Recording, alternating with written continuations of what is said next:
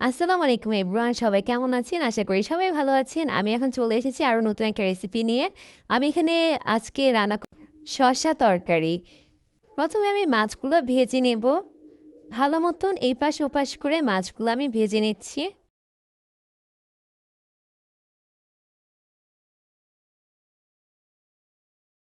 মাছগুলো আমার ভাজা হয়ে গেছে। এখন আমি তেলের মধ্যে কিছু পেঁয়াজ, কিছু কাঁচামরিচ দিয়ে দিব। পেঁয়াজ আর কাঁচামরিচটা ভেজে নেওয়ার পরে আমি এখানে দিয়ে দিচ্ছি 1.5 চামচ রসুন বাটা। তারপর এখানে দিয়ে দিচ্ছি স্বাদমতো লবণ, দিয়ে দিচ্ছি হাফ চা চামচ হলুদের গুঁড়া, হাফ চা চামচ মরিচের গুঁড়া।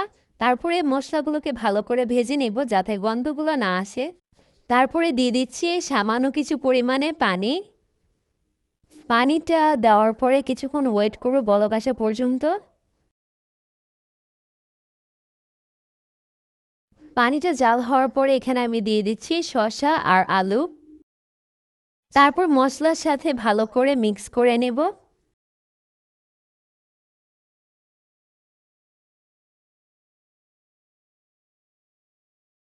কিছুক্ষণ কষিয়ে নিব।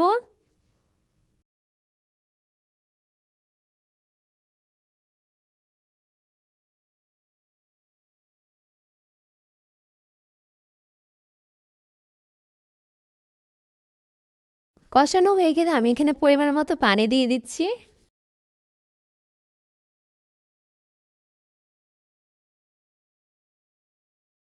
পানি দেওয়ার পরে আগে থেকে ভেজে রাখা মাছগুলো এর মধ্যে দিয়ে দিচ্ছি। তারপর আমি কিছুক্ষণ ওয়েট করব।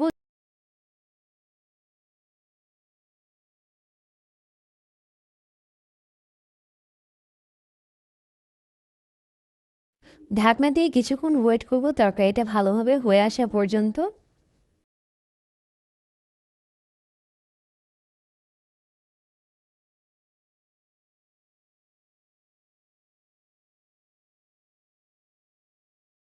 চুলো থেকে নামিয়ে আমি গরম গরম পরিবেশন করে দেব। এটা খেতে এতটা মজা, না বানিয়ে খেলে বিশ্বাস করবেন না। গরু মাংস খেতে খেতে টায়ার্ড হয়ে গেলে এরকম একটি রেসিপি খেয়ে দেখতে পারেন। অবশ্যই আপনাদের কাছে আশা করছি ভালো লাগবে। Thank you for watching.